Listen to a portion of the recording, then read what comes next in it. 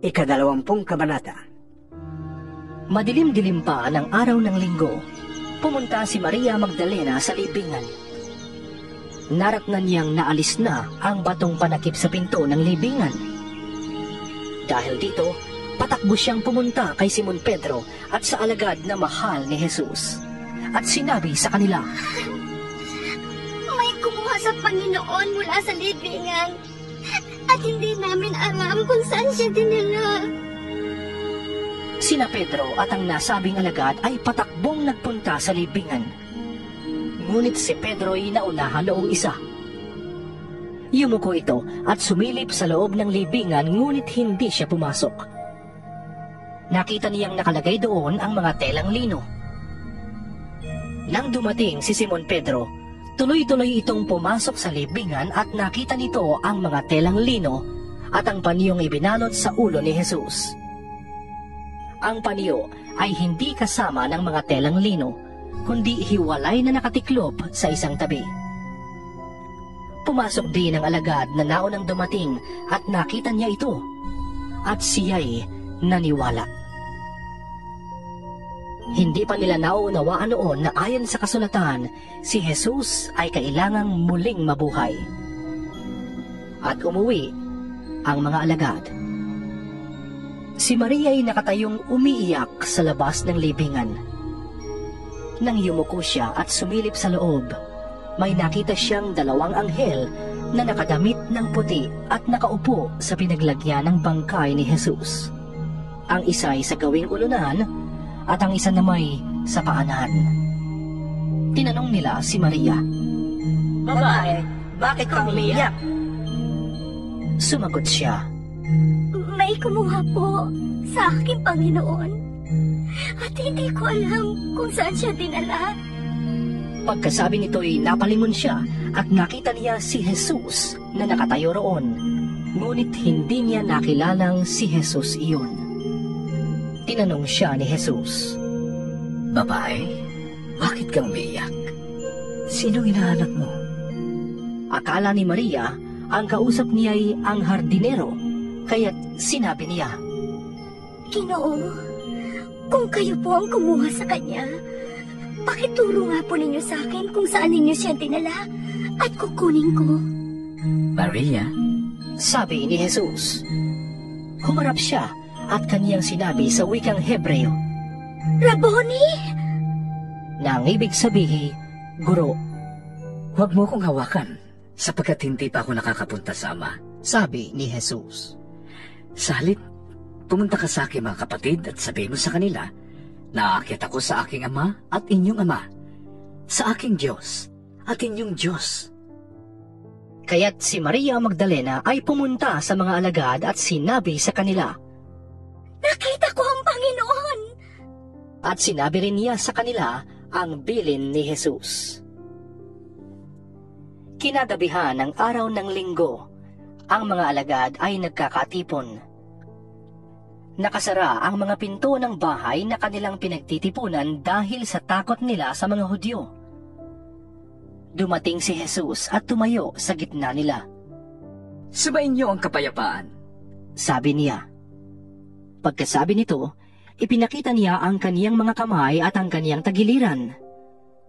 Nang makita nila ang Panginoon, tuwang-tuwa ang mga alagad.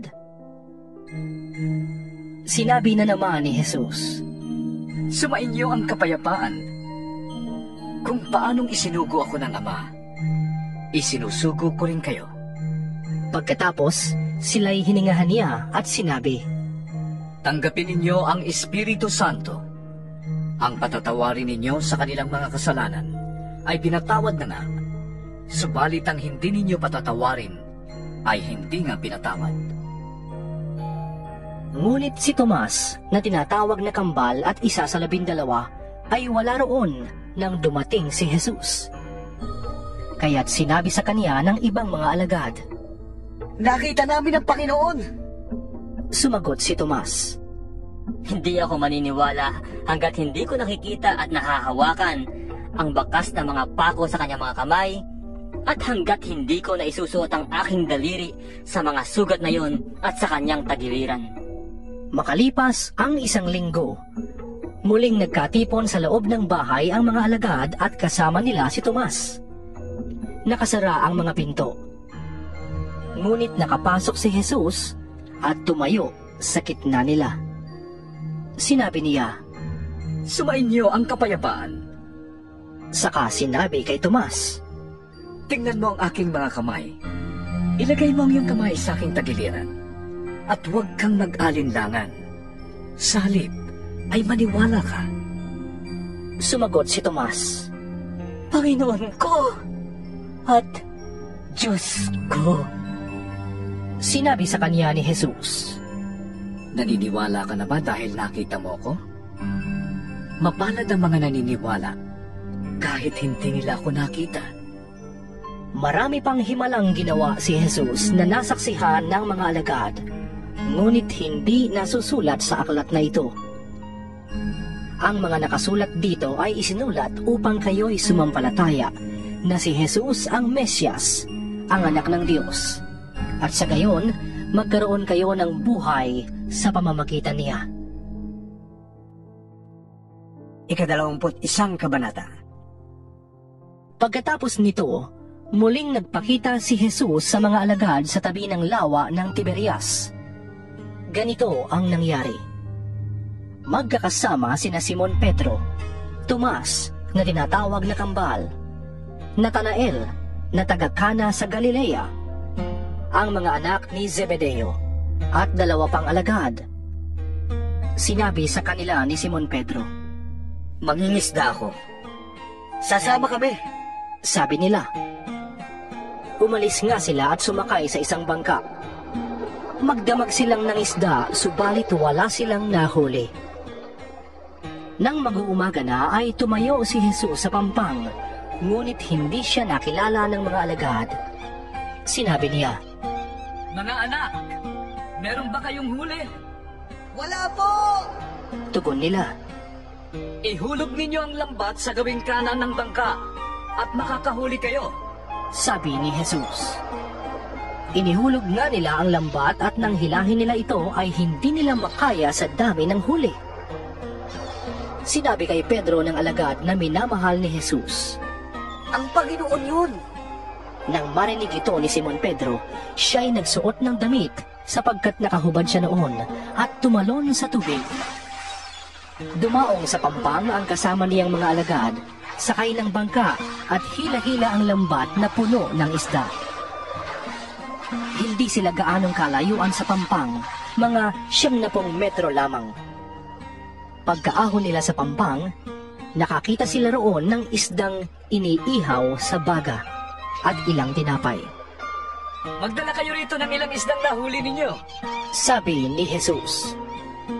Kaya't sumampa sa bangka si Simon Pedro at hinila sa pampang ang lambat na puno ng malalaking isda. 153 ang lahat ng nahuli nila. Hindi nasira ang lambat kahit ganoon karami ang mga isda.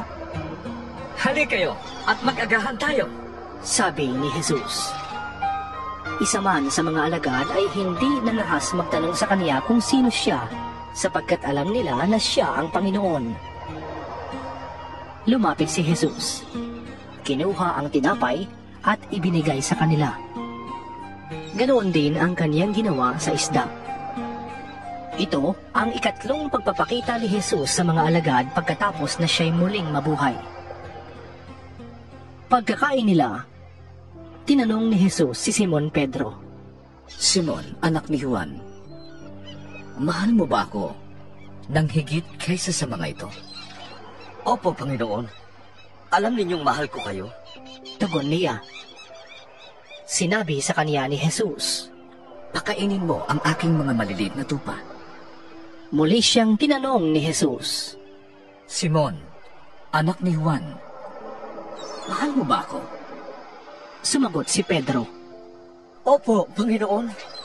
Alam ninyong mahal ko kayo. Sabi ni Jesus.